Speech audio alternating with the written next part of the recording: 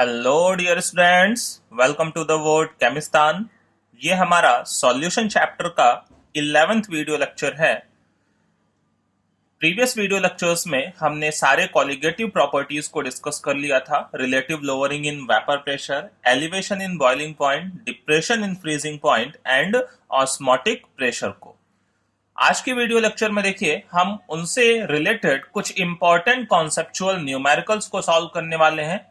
वैसे तो मैंने हर एक लेक्चर में आपको कुछ ना कुछ न्यूमेरिकल्स बताए हैं, बट आज का जो वीडियो लेक्चर है वो पर्टिकुलरली बेस्ड है कुछ इंपॉर्टेंट कॉन्सेप्चुअल न्यूमेरिकल्स के ऊपर। ठीक है, तो इस लेक्चर में हम ओनली न्यूमेरिकल्स को सॉल्व करने वाले हैं, तो ध्यान दीजिएगा। इसके बाद का जो लेक्चर होगा उसमें हम स्टार्ट करेंगे वांट ऑफ फैक्टर आई को। ठीक है, अभी तक हमने वांट ऑफ फैक्टर आई की बात नहीं की हुई है। ठीक है, बाद में जो न्यूमेरिकल्स करेंगे वो वांट ऑफ फैक्टर आई से रिलेटेड करेंगे, बट अभी के इन न्यूमेरिकल्स में वांट ऑफ फैक्टर आई की जरूरत नहीं है, बट फिर भी ये जो न्यूमेरिकल्स हैं वो बहुत ही इंपॉर्टेंट हैं। तो चलिए कुछ सॉल्व करते हैं न्यूमेरिकल्स। देखिए उसमें जो पहला क्वेश्चन है आपको मैंने यहाँ पे दिया हुआ है। ध्यान दीजिए क्वेश्चन में क्या बोल रहा है, calculate the amount of ice. ठीक है, आप जो भी क्वेश्चन आए उसको एक बार पॉज करिए। ठीक है, क्वेश्चन को खुद सॉल्व करिए, उसके बाद फिर मैं तो यहाँ पे आपको सॉल्यूशन बता ही रहा हूँ विद कॉन्सेप्ट। ठीक है, तो कॉन्सेप्ट को समझिए, क्वेश्चन को कैसे सॉल्व करेंगे उसको समझिए। ठीक है, तो चलिए एक बार वीडियो को पॉज करिए और खुद ट्राई करिए, फिर उसके बाद मैं यहाँ पे कर रहा हूं। तो देखिए क्वेश्चन में क्या बोल रहा है, calculate the amount of ice that will separate out on cooling a solution containing 50 gram of ethylene glycol। ठीक है, एक सॉल्यूशन है जिसमें कि क्या प्रेजेंट है, 50 ग्राम इथाइलिन ग्लाइकॉल। ठीक है, इथाइलिन ग्लाइकॉल शॉर्ट में इसको हम क्या बोलते हैं, ईजी। इथाइलिन ग्लाइकॉल का फॉर्मूला क्या होता है, CH2OH, CH2OH होता है।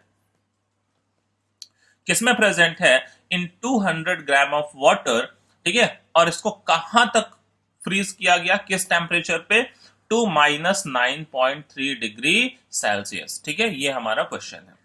अब ध्यान दीजिए यहाँ पे डेल्टा टीएफ की वैल्यू दी हुई है। ठीक है, क्योंकि हमने देखिए जो सॉल्यूशन था उसको कूल डाउन किया कहां तक, जीरो से लेके, वैसे नॉर्मली वाटर को कितने पे फ्रीज होना चाहिए था, 0 डिग्री सेल्सियस पे, बट वो फ्रीज कितने पे हो रहा है, -9.3। क्योंकि भाई हमने किसी भी प्योर सॉल्वेंट के अंदर एक नॉन वोलेटाइल सॉल्यूट को डाला है, तो उसका क्या है, जो फ्रीजिंग पॉइंट है वो क्या हो जाता है, डिप्रेस हो जाता है। ठीक है, तो यहां अगर मैं ध्यान दूं तो डेल्टा टीएफ की वैल्यू कितनी है, डेल्टा टीएफ की बात करूं तो 0 होना चाहिए था। ठीक है, लेकिन इस समय है कितना, माइनस में 9.3, तो ओवरऑल डेल्टा टीएफ की वैल्यू कितनी हो जाएगी, 9.3। बात समझ रहे हैं, ये हो जाता है अपना डेल्टा टीएफ। क्लियर। अब ध्यान दीजिए मैं पहले कैलकुलेट करना चाहूंगा, ठीक है, कि इतने डिग्री सेल्सियस तक जब हमने कूल डाउन किया सॉल्यूशन को, तो उसके अंदर जो वेट है, ठीक है, वाटर का, वो कितना आना चाहिए। ठीक है, मैं लगाऊंगा वो formula, delta T F is equal to K F into M का जो हमने पढ़ा हुआ है। ठीक है, उस फॉर्मूले के बेसिस पे पहले देखिए कि जो हमारा सॉल्यूशन था उसमें कितना वाटर कंटेंट प्रेजेंट होना चाहिए। ठीक है, बात समझ रहे हैं, उस फॉर्मूले से हमें मिलेगा कि भाई इतनी डिप्रेशन करने के लिए अगर इतना सॉल्यूट प्रेजेंट है तो उसके रिलेटिव में सॉल्वेंट कितना प्रेजेंट होना चाहिए, वो मोलैलिटी वाले कॉन्सेप्ट से आपको मिल जाएगा। ठीक है, अब कितना आइस सेपरेट हुआ उसके बाद हम वो कैलकुलेट कर सकते हैं। ठीक है, तो ध्यान दीजिए हमने कहा कि delta T F is equal to होता है K F into M. Delta T F की वैल्यू कितनी है, डेल्टा टी एफ है हमारे पास 9.3 is equal to K F नहीं गिवन है, बट यहाँ पे देखिए जो सॉल्वेंट है वो कौन है, वाटर है, और वाटर के लिए हमें के एफ पता होता है, कितना होता है, 1.86। ठीक है, वाटर के लिए के एफ के भी हमेशा याद रखिए। ठीक है, इनटू देखिए मोलैलिटी क्या है, मोल पर केजी। मोलैलिटी को लिखूं तो मोल पर केजी। ठीक है, मोल को लिख सकता हूं मास डिवाइडेड बाय मोलर मास। ठीक है, तो अब देखिए मास कितना था, मास हमने लिया हुआ था 50 ग्राम। ठीक है, 50 ग्राम हमने इथाइलिन, मास किसका होता है, सॉल्यूट का, तो मास लिया 50 ग्राम डिवाइडेड बाय मोलर मास। ठीक है, मोलर मास इथाइलिन ग्लाइकॉल का फॉर्मूला क्या है, CH2OH। ठीक है, CH2OH ये अपना इथाइलिन ग्लाइकॉल होता है। जरा इसका मोलर मास देख लेते हैं। ठीक है, मोलर मास कितना हो जाएगा इसका, 12, 12, 24, 24 टू 26, 6, 28, 28, 30, 30 और कितना हो जाता है 32, 30 और 32 ओवरऑल हो जाएगा ये 62। ठीक है, आप मोलर मास निकाल सकते हैं। इसका मोलर मास अगर मैं देखूं तो कितना है मोलर मास इसका 62 है। ठीक है, इथाइलिन ग्लाइकॉल का। तो overall mass divided by molar मास 62, ये हो गया हमारा मोल, और divided by mass of solvent in KG. ठीक है, mass of solvent in KG. तो अब सपोज कर लेते हैं भाई ये 200 ग्राम यहाँ पे नहीं रखेंगे, अभी हम इस डेल्टा टीएफ के बेसिस पे, इस डेल्टा टीएफ के बेसिस पे यहाँ पे मास निकालना चाहेंगे कि भाई इतना डेल्टा टीएफ पे लाने के लिए कितना मास ऑफ सॉल्वेंट वहां पे होना चाहिए था। बात समझ रहे हैं? तो यहाँ पे ये 200 वैल्यू नहीं रखेंगे, वही तो हमारी एग्जैक्ट वैल्यू होगी जो यहाँ से हमें मिलेगी। ठीक है, तो यहाँ पे ध्यान दीजिए, मैं मास को एम मान लेता हूँ, मास ग्राम में। ठीक है, मास एम ग्राम है। ठीक है, ये मास रखा हुआ है, मास पूरा मास ही लिख लिया मैंने।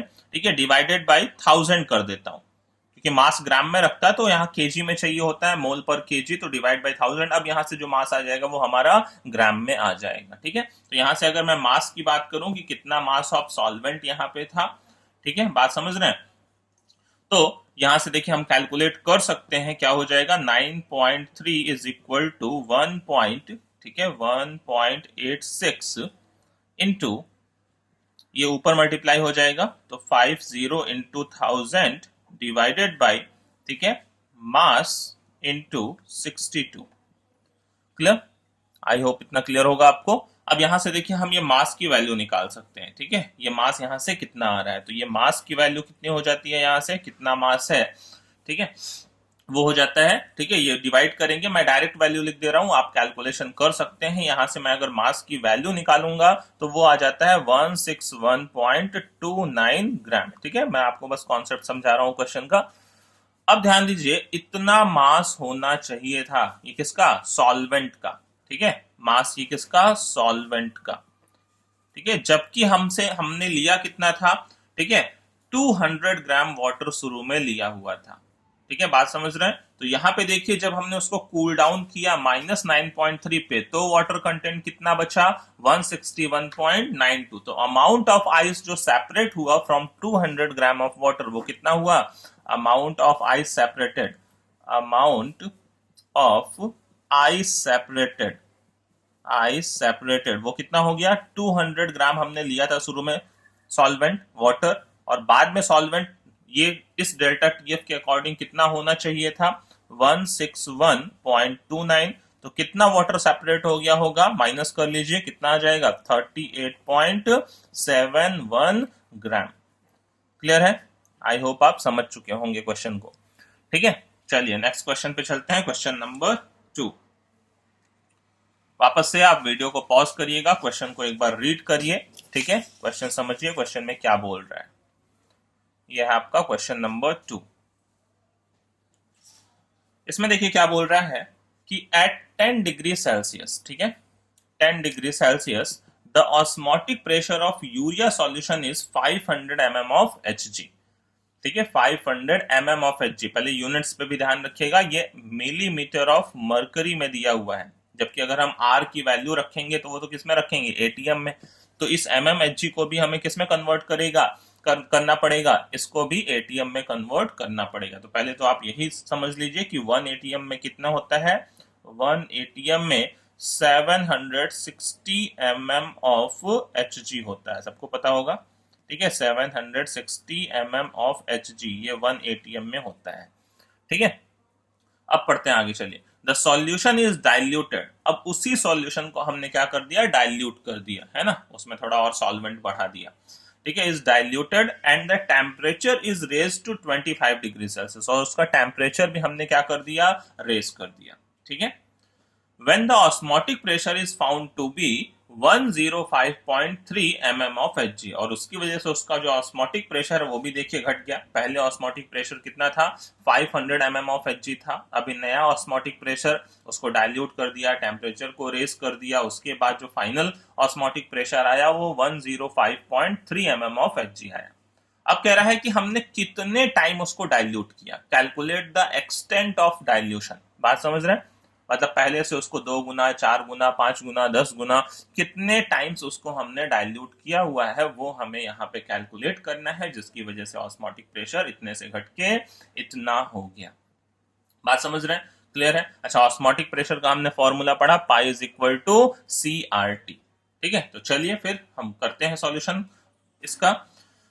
ध्यान दीजिए, हमारे पास क्या दे रखा है, जो फर्स्ट कंडीशन है उसमें पाई की वैल्यू दे रखी है। ठीक है, फर्स्ट इनिशियल कंडीशन से पहला कंडीशन मैं लेता हूं यहां से, जो पहला केस है अपना, तो वहां पे पाई की वैल्यू कितनी दी हुई है, 500। ये mm ऑफ एच जी है, इसको मैं देखिए डिवाइड कर दूं किससे, 760 से। ठीक है, तो ये किस में कन्वर्ट हो जाएगा, ये एटीएम में कन्वर्ट हो जाएगा। ठीक है, पहले टेम्परेचर कितना है, 10 डिग्री सेल्सियस, तो टेम्परेचर कितना हो जाएगा, 273 प्लस 10, 283 केल्विन। क्लियर? बराबर, ये इतना तो गिवन था हमारे पास। तो पहले वाले का वॉल्यूम मान लीजिए V1 था, वॉल्यूम पहले का हमें नहीं पता है। ठीक है, वॉल्यूम हमें फर्स्ट टाइम कितना था वो नहीं पता है, तो पहले का जो वॉल्यूम था, ठीक है, वॉल्यूम मैं कंसीडर कर लेता हूं कि पहले का वॉल्यूम V1 था। बात समझ गए? ये हो गया पाई, ये हो गया टी, ये हो गया वॉल्यूम को मैंने कंसीडर कर लिया है V1 वॉल्यूम था। ठीक है, तो यहां से देखिए मैं लिख सकता हूं pi is equal to C R T से, पाई इज इक्वल टू, ठीक है, फर्स्ट केस में pi is equal to C R T, ये अपने ऑस्मोटिक प्रेशर का फॉर्मूला हमने पढ़ रखा है।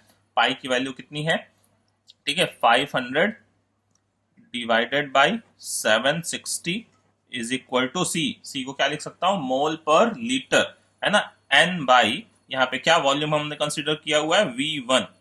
ठीक है, इंटू आर इंटू टी हो जाएगा ये फर्स्ट केस से। इसको मान लेते हैं चलिए इक्वेशन नंबर 1, ये पहले केस को हमने यहाँ पे इक्वेशन के फॉर्म में लिख दिया। अब देखिए दूसरी केस को पढ़िए। ठीक है, अब कह रहा है कि सॉल्यूशन इज डाइल्यूटेड। ठीक है, सॉल्यूशन को डाइल्यूट किया, तो अब वॉल्यूम बदल क्या होगा, सॉल्यूशन को डाइल्यूट किया तो केस 2 में क्या हो गया होगा, वॉल्यूम अब चेंज हो गया होगा, वॉल्यूम V1 से कुछ अलग हो गया होगा इस केस 2 में। ठीक है, इस केस 2 में वॉल्यूम कुछ बदल के V2 हो गया होगा, तो वॉल्यूम को V2 मान लेते हैं।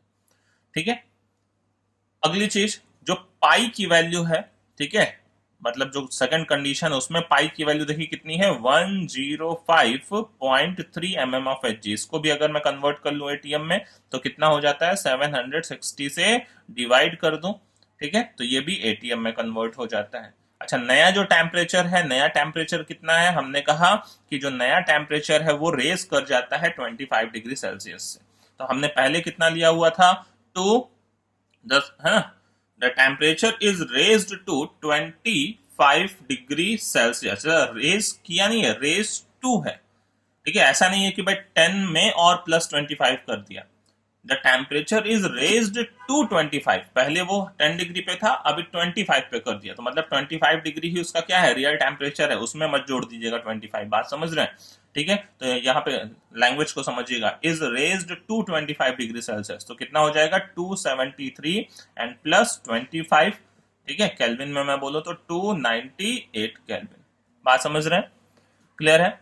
अब देखिए यहाँ पे फिर से मैं इसके लिए क्या लगाऊंगा, pi is equal to C R T. ठीक है, तो pi is equal to C R T, again अगर इसके लिए लगाऊं pi is equal to C R T, तो पाई की वैल्यू है कितनी, 105.3 divided by 760 is equal to C. अब यहाँ पे रखो, अब देखिए हमने मोल तो चेंज किया नहीं, सॉल्यूट को कहीं बदला नहीं, बदला, हमने केवल क्या किया, सॉल्यूशन का डाइल्यूशन किया। ठीक है, हमने सॉल्यूशन का केवल डाइल्यूशन किया हुआ है, सॉल्यूशन में सॉल्यूट को हमने दोबारा दूसरी कंडीशन में ऐड नहीं किया है। तो सॉल्यूट के जितने मोल फर्स्ट कंडीशन में थे, सॉल्यूट के उतने ही मोल क्या है, सेकंड कंडीशन में भी है। ठीक है, तो यहां से देखिए जो n की वैल्यू है वो n तो सेम रहेगा, n सेम रहेगा, बट v बदल चुका है क्योंकि हमने डाइल्यूट किया है, तो v v1 से बदल के v2 हो गया। ठीक है, आर है और टेम्परेचर देखिए यहाँ पे अलग है। ठीक है, टेम्परेचर यहाँ से वो अलग है, ये टेम्परेचर कितना है, 283, तो यहाँ पे भी चाहे तो टेम्परेचर की वैल्यू आप रख दीजिए। ठीक है, टेम्परेचर कितना था यहाँ पे, 283 था। बात समझ रहे हैं? ठीक है, और यहाँ पे टेम्परेचर कितना है, यहाँ पे टेम्परेचर है 298। क्लियर? ये दूसरा इक्वेशन बन गया अपना, सेकेंड इक्वेशन। अब यहां से देखिए क्या अननोन है अपने को। ठीक है। अगर मैं दोनों इक्वेशंस को डिवाइड कर दूं तो एन एन तो कैंसिल हो जाएगा, V1 V2 are are cancel हो जाएगा, V1 V2 का रेशियो क्या हो जाएगा, यहां से हमें मिल जाएगा। ठीक है, तो अब मैं यहां से देखिए डिवाइड कर देता हूं, इक्वेशन 1 डिवाइड बाय इक्वेशन 2। बात क्लियर है? ठीक है, यहाँ पे जो भी मैंने लिया हुआ है इक्वेशन 1 उसको डिवाइड कर दूं इक्वेशन 2 से, तो क्या V1 V2 का रेशियो मेरे को मिल जाएगा यहाँ से? बिल्कुल मिल जाएगा। ठीक है, तो चलिए डिवाइड कर दीजिए, कितना हो जाता है, ये देखिए दोनों को डिवाइड करेंगे 760 760 अपने आप कैंसिल हो जाएगा, है ना। यहाँ पे भी इसलिए मैंने पहले डिवाइड नहीं कर रखा था। ठीक है, तो यहाँ से देखिए क्या आ जाएगा, equation 1 divide by 2, 500 divided by कितना हो जाएगा, 105.3 इज इक्वल टू, ठीक है, यहां से देखिए दिस डिवाइड बाय दिस, फिर एन एन भी कैंसिल हो जाएगा और क्या आएगा, 1/V1/1/V2, मतलब क्या हो जाएगा, V2/V1। ठीक है, और इनटू देखिए यहाँ पे क्या आर आर भी कैंसिल हो जाएगा, दोनों डिवाइड करने पे क्या बचेगा, 283/289, 283 डिवाइडेड बाई 289। क्लियर है, बात समझ गए? तो यहां से देखिए हम V2/V1 की वैल्यू को कैलकुलेट कर सकते हैं।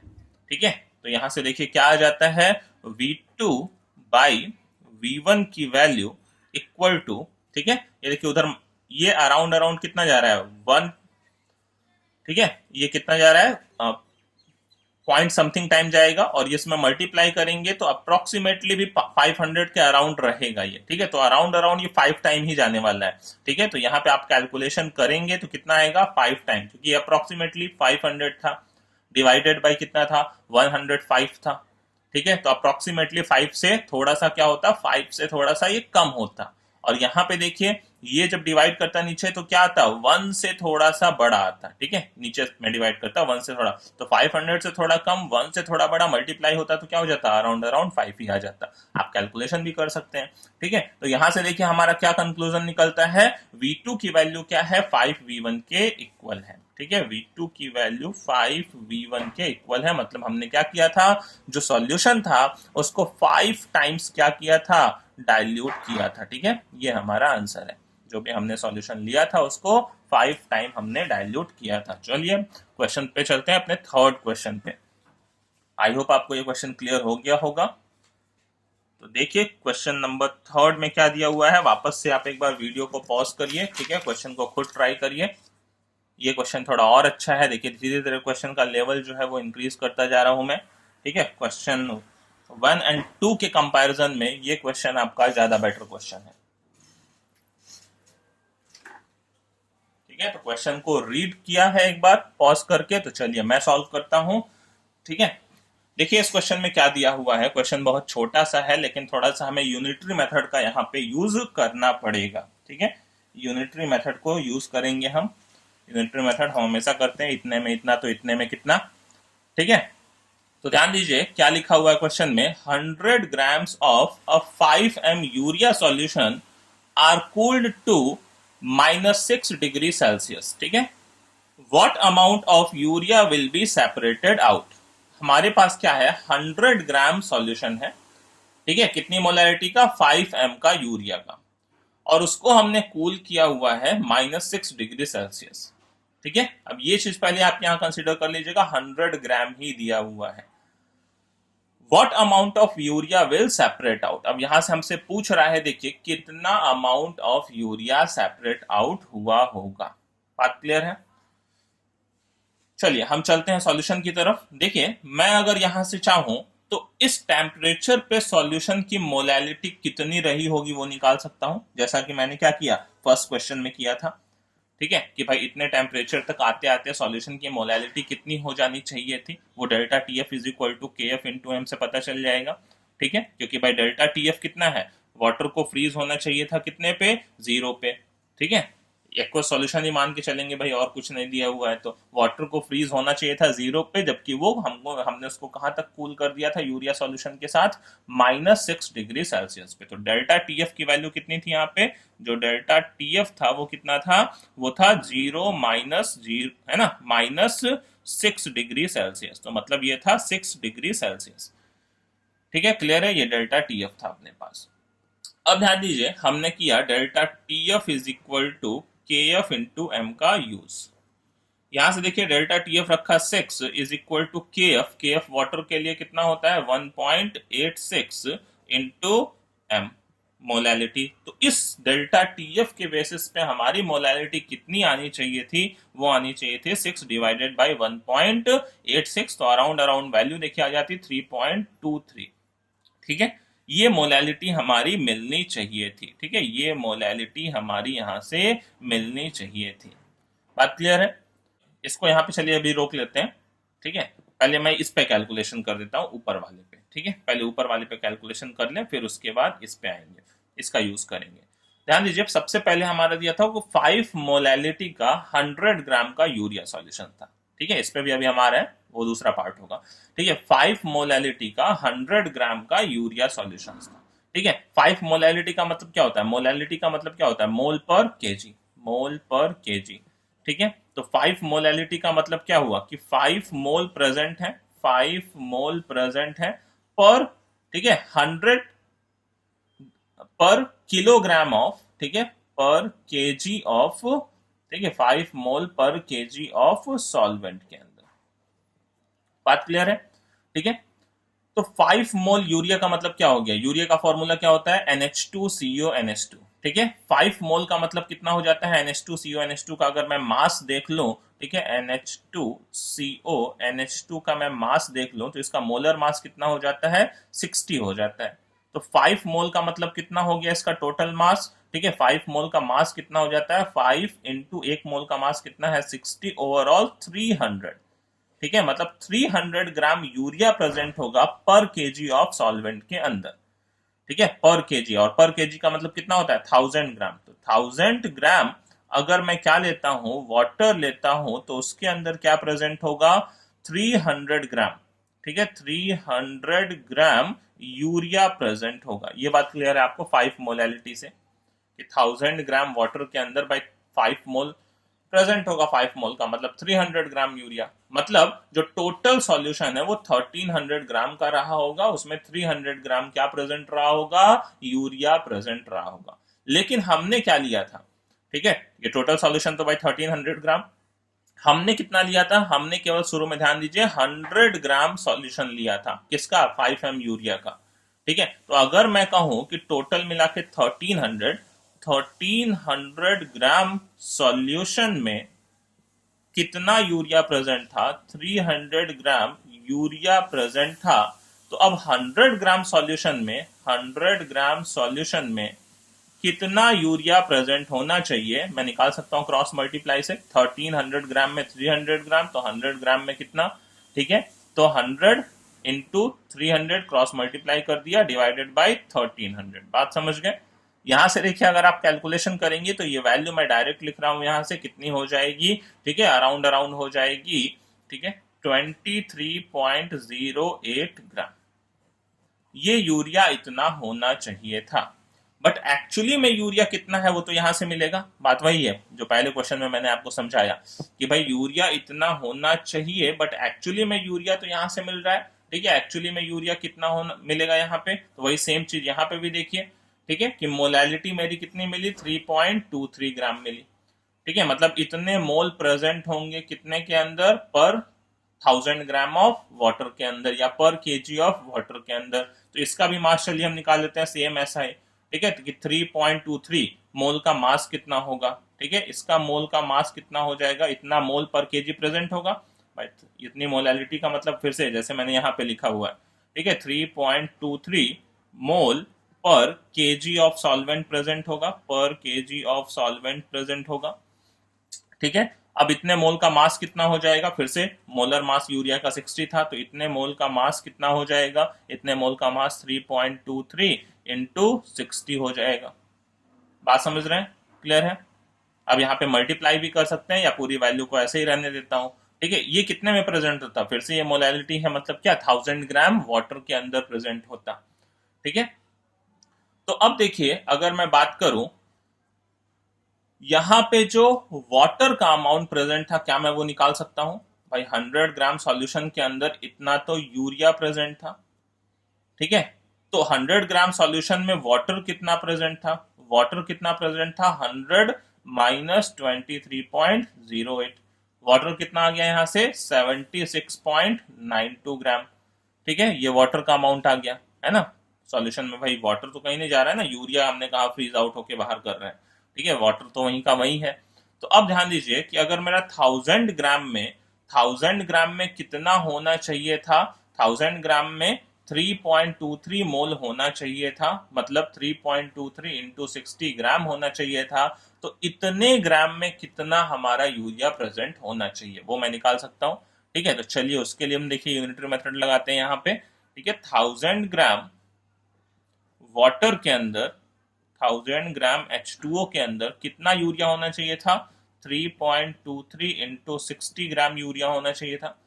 ठीक है, क्लियर।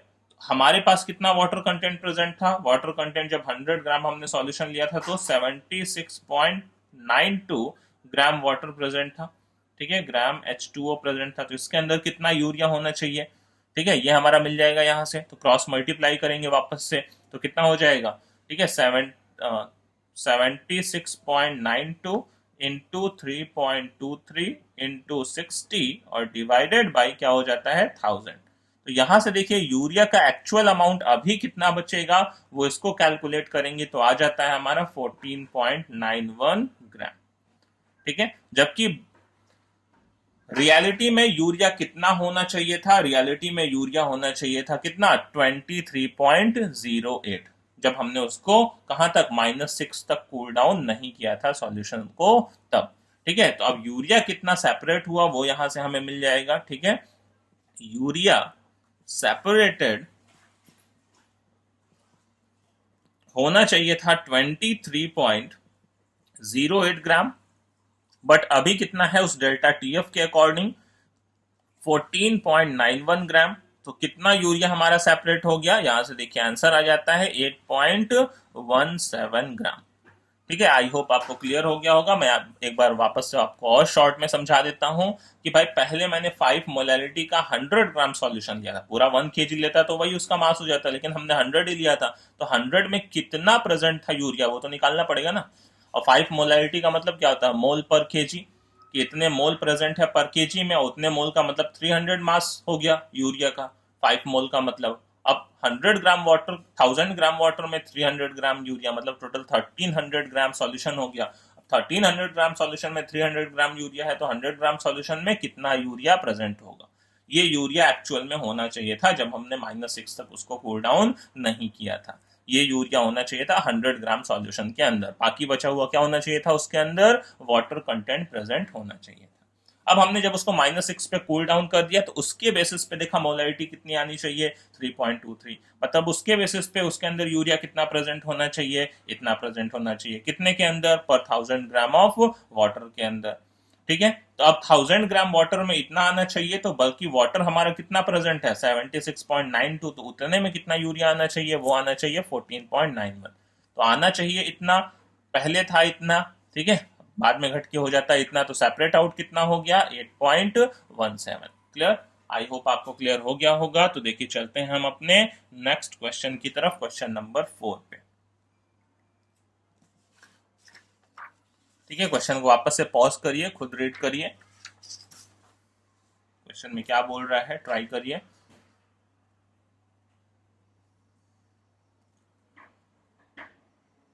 देखिए यहाँ पे क्या कह रहा है, how many grams of sucrose should be dissolve, कितना सुक्रोज हमें डिजॉल्व करना चाहिए इन 100 gram of water in order to produce a solution having difference between boiling point and freezing point equal to 105 degree Celsius. ठीक है, boiling point और freezing point का जो difference है वो कितना हो जाना चाहिए, 105 डिग्री सेल्सियस का हो जाना चाहिए। ठीक है, बात समझ रहे हैं। ऊपर हमसे पूछ रहा है कि कितना सुक्रोज हमें डिसॉल्व करना पड़ेगा इन 100 ग्राम ऑफ वाटर के अंदर। ठीक है, तो चलिए देखिए यहाँ पे चलते हैं हम। पहले देखिए अगर मैं बात करूं तो दोनों के डिफरेंस की बात की है, मतलब हमारे पास जो टीबी है और जो टीएफ है उसके बीच का जो डिफरेंस हो जाना चाहिए। ठीक है, मतलब टीबी माइनस टीएफ वो कितना हो जाना चाहिए, ये 105 क्या दिया हुआ है, ये टीबी माइनस टीएफ की वैल्यू दे रखी है। ठीक है, और ये कितना हो जाना चाहिए, 105 डिग्री सेल्सियस पे आ जाना चाहिए, इन दोनों का डिफरेंस।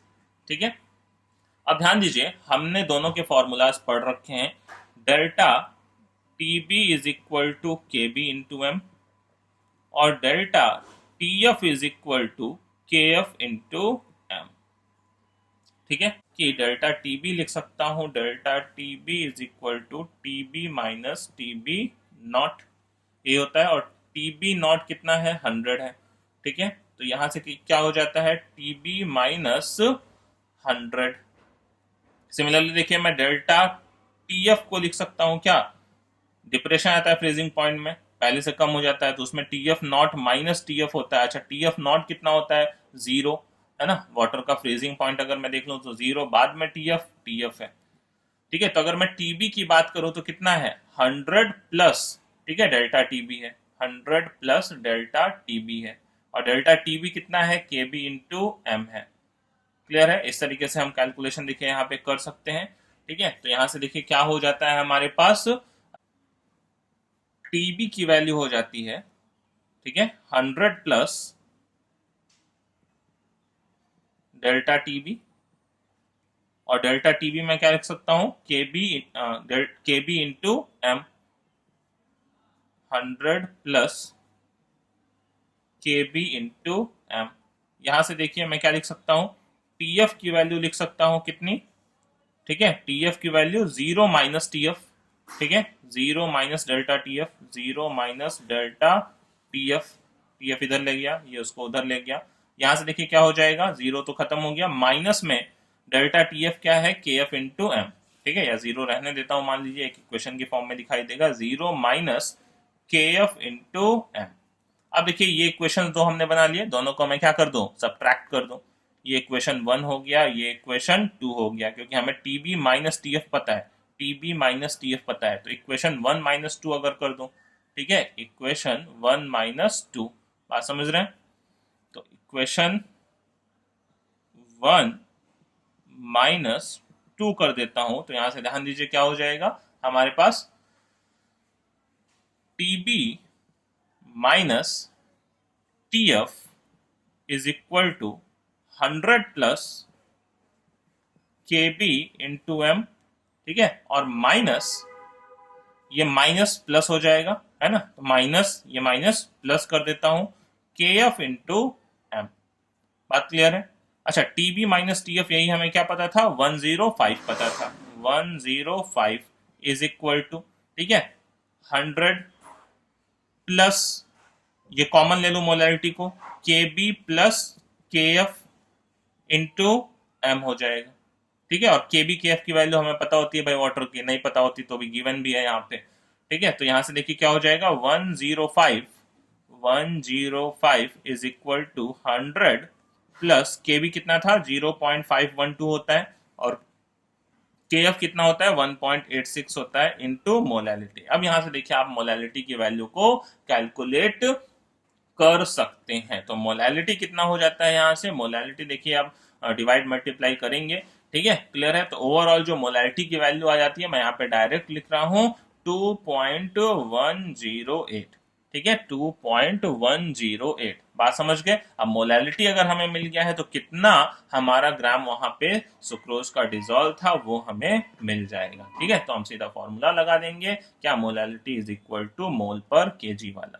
ठीक है, मोलैलिटी क्या होता है, इज इक्वल टू मोल पर केजी।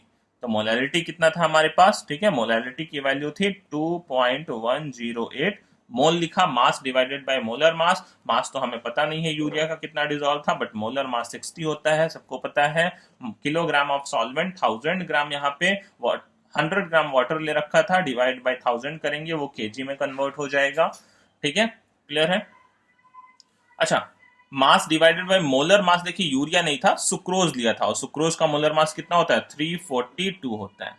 ठीक है, मैंने यूरिया समझ लिया था ऊपर, यूरिया नहीं है, ऊपर क्या लिया हुआ है, सुक्रोज लिया हुआ है, तो सुक्रोज का मोलर मास कितना होता है, 342 होता है। ठीक है, तो अब यहां से देखिए कितना मास वहां पे सुक्रोज का डिजोल्व था, वो मास हमें मिल जाएगा। ओवरऑल ये कैलकुलेशन करेंगे, ठीक है, मैं डायरेक्ट वैल्यू लिख रहा हूं आपके लिए, 72.09 ग्राम आ जाएगा।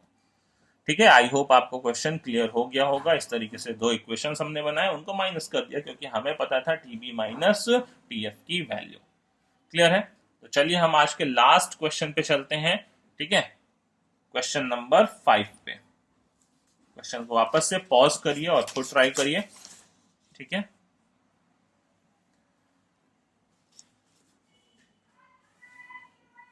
देखिए क्वेश्चन में क्या बोल रहा है। If boiling point of an aqueous solution containing a non volatile solute is 100.15 degree Celsius. Non volatile solute डाला तो बॉइलिंग पॉइंट में एलिवेशन हो गया, कितने का हो गया? 0.15 का। पहले 100 होना चाहिए था भाई, बाद में कितना हो गया? 100.15। What is it's freezing point? उसका फ्रीजिंग पॉइंट क्या होगा? तो देखिए ऐसे भी क्वेश्चन आते हैं कि बॉइलिंग पॉइंट इतना है तो बता दो फ्रीजिंग पॉइंट कितना होगा। अब उसके लिए देखिए एक चीज हमें यहाँ पे पता होनी चाहिए, लेटेंट हीट। अब यहाँ पे वो गिवन भी है क्वेश्चन में, लेटेंट हीट ऑफ फ्यूजन भी दिया हुआ है, लेटेंट हीट ऑफ वेपराइजेशन भी दिया हुआ है। कितनी वैल्यू है फ्यूजन वाले की? 80 कैलोरी पर ग्राम है। ठीक है, एंड वेपराइजेशन वाले की 540 कैलोरी पर ग्राम है। क्योंकि देखिए हमने के बी और के एफ के फॉर्मूलाज पढ़े हुए हैं। ठीक है, तो यहाँ पे बॉइलिंग पॉइंट एक्वस सॉल्यूशन का है तो उसके के बी के एफ की वैल्यूज हमने पढ़ रखी हैं। के बी इज इक्वल टू क्या होता है? एक हमने पढ़ा हुआ है कि एम आर टीबी का स्क्वायर, अगर मुझे के बी निकालना है तो एम आर टीबी का square divided by 1000 into delta H vaporization. या उसी को देखिए मैं पर ग्राम के फॉर्म में लिखूं तो ऊपर से कैपिटल एम गायब हो जाएगा। क्या हो जाता है? लेटेंट हीट ऑफ वेपराइजेशन के टर्म में जो के एफ की वैल्यू होती है, पहले मैं आपको फॉर्मूलाज याद दिलाना चाहता हूं। ठीक है, कि के बी के एफ के क्या फॉर्मूलाज होते हैं। तो के बी का जो फॉर्मूला होता है वो क्या होता है? R T B square divided by 1000 into L B, latent heat of vaporization. ठीक है, और ऐसे ही के एफ का जो अपने पास फॉर्मूला होता है, के एफ क्या होता है? ठीक है, आर टी एफ का square, T F square divided by 1000 into, ठीक है, एल एफ। ये लेटेंट हीट ऑफ वेपराइजेशन है, ये लेटेंट हीट ऑफ फ्यूजन है। ये फॉर्मूला मैंने आपको पीछे भी बताया हुआ है। वो तब बताया हुआ है, वो कैलोरी जूल पर मोल के लिए बताया हुआ है ना। तो ऊपर हम वहां पे मोलर मास भी लेते थे, यहाँ पे क्या है? कैलोरी पर ग्राम के टर्म में आप रख सकते हैं, जूल पर ग्राम के टर्म में आप रख सकते हैं। ठीक है, बात समझ रहे हैं? तो यहां से देखिए क्या है हमारे पास, हमने पढ़ा हुआ है कि डेल्टा टी एफ का फॉर्मूला क्या होता है? Delta T F is equal to K F into M. और डेल्टा टीबी क्या है हमारे पास? के बी इंटू एम। ठीक है, मैं दोनों को डिवाइड कर दूं तो क्या हो जाता है देखिए हमारे पास। ठीक है, हमें क्या पता करना है? हमें भाई बात का फ्रीजिंग पॉइंट तो वो डेल्टा टी एफ से मिलेगा। ठीक है, तो हमें क्या पता करना है? डेल्टा टी एफ पता करना है। ठीक है, बात समझ रहे हैं? तो यहां से देखिए दोनों इक्वेशंस को मैं डिवाइड कर दूं तो delta T F divided by delta T B वो क्या हो जाएगा? Equal to K F by K B हो जाएगा। के एफ बाई के बी। अच्छा, यहां से के एफ के बी मैं रख सकता हूं यहाँ पे। तो के एफ की वैल्यू देखिए रख दिया हमने। ठीक है, R T F square divided by 1000 into L F divided by, इसकी वैल्यू रखा R T B square divided by 1000 into L V. ये मोलैलिटी मोलैलिटी तो यहाँ से कैंसिल हो जाएगा जब मैंने दोनों इक्वेशंस को डिवाइड किया।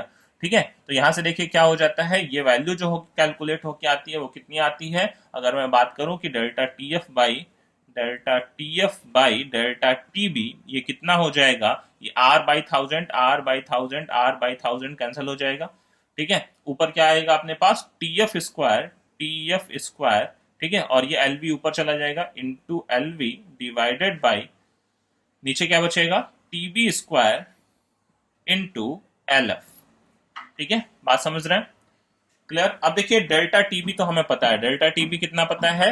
0.15। डेल्टा टीएफ यहाँ पे हमें फाइंड आउट करना है। ठीक है, तो डेल्टा टीएफ को डेल्टा टीएफ रहने देते हैं और डेल्टा टीबी की वैल्यू कितनी है? 0.15 इज इक्वल टू, ठीक है, टीएफ की बात करें। अच्छा, टीएफ कितना होता है अपने पास? जो वाटर होता है उसका 273 होता है। ठीक है, तो टीएफ की वैल्यू तो कितनी है? 273। ठीक है, उसका स्क्वायर हो जाएगा। टीबी वाटर का बॉइलिंग पॉइंट कितना होता है? 373, उसका स्क्वायर हो जाएगा इंटू एलवी एल एफ देखिए दिया हुआ था। एलवी कितना हुआ दिया हुआ था? Latent heat of vaporization, vaporization बाद में दिया हुआ है, 540 वैल्यू दी हुई है। ठीक है, और लेटेंट हीट ऑफ फ्यूजन कितना दिया हुआ था? पहले दिया हुआ था 80 कैलोरी पर ग्राम। ठीक है, बात समझ रहे हो? उसको जूल में कन्वर्ट करने की जरूरत भी नहीं है, क्योंकि दोनों का फैक्टर क्या हो जाएगा, कैंसिल आउट हो जाएगा, हमने रेशियो ले रखा है। तो यहाँ से देखिए डेल्टा टीएफ की वैल्यू हमें मिल जाएगी। ठीक है, इसको कैलकुलेट करेंगे तो ध्यान दीजिए डेल्टा टीएफ कितना आ जाता है, वो आ जाता है 0.542। ये आपको मल्टीप्लाई करना है, इसका भी मल्टीप्लाई इधर करना है, वहां से डेल्टा टीएफ आ जाएगा। ठीक है, अब ये डिप्रेशन है तो एक्चुअल में फ्रीजिंग पॉइंट टीएफ कितना हो गया होगा भाई, होना चाहिए कितना, 0 डिग्री सेल्सियस पे, है ना। उसमें कितने डिग्री का डिप्रेशन आ गया, डेल्टा टीएफ आ गया 0.542 का। तो जो फ्रीजिंग पॉइंट हो जाएगा वो 0 से घट के कितना हो जाएगा, माइनस में 0.542। तो माइनस में 0.542 डिग्री सेल्सियस, ये हमारा नया फ्रीजिंग पॉइंट हो जाएगा। बात समझ रहे हैं? अगर freezing point by boiling point इतना रहा होगा 100.15, तो फ्रीजिंग पॉइंट में भी डिप्रेशन आया होगा। बॉइलिंग पॉइंट एलिवेट किया है तो फ्रीजिंग पॉइंट डिप्रेस हुआ होगा, और डिप्रेस होकर कितना हो गया होगा, माइनस में 542 डिग्री सेल्सियस। तो ये थे हमारे कुछ अच्छे प्रॉब्लम्स। ठीक है, और भी प्रॉब्लम्स लेके आएंगे हम अलग वीडियो लेक्चर में। तब तक के लिए पढ़ते रहिए। Take care.